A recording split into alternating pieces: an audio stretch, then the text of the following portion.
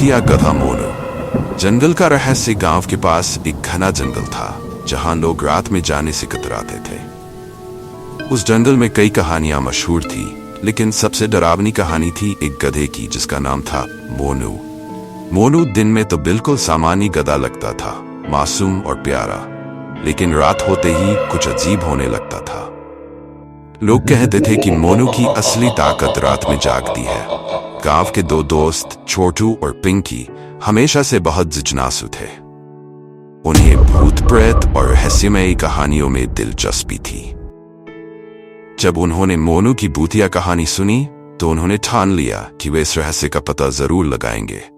एक शाम जब सूरज ढलने लगा, छोटू और पिंकी गल की ओर चल पड़े।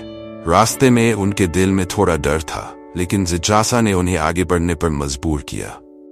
जंगल में गहराई तक पहुंचने पर अजीबोगरीब खामोशी छा गई। तभी अचानक मोनू उनके सामने आ खड़ा हुआ।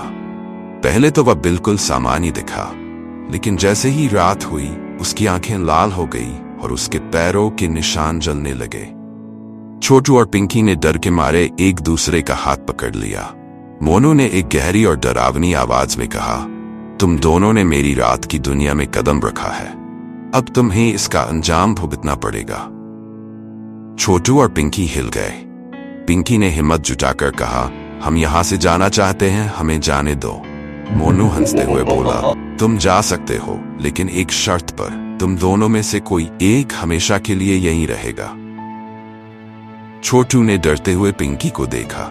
अचानक एक तरकीब सूझी। उसने मोनू की छाया पर एक बड़ा पत्थर फेंका और तभी मोनू दर्द से चिल्लाने लगा। उसकी छाया टूट गई और मोनू जमीन पर गिर पड़ा। उसके साथ ही उसकी भूतिया ताकत भी खत्म हो गई। छोटू और पिंकी भागकर गांव वापस आ गए। मोनू अब एक साधारण गधा था, लेकिन गांव में आज भी लोग कहते हैं कि अगर रात में उस जंगल से गुजरो तो मोनू की लाल आंखें अब भी चमकती हैं। रहस्य आज भी जीवित है।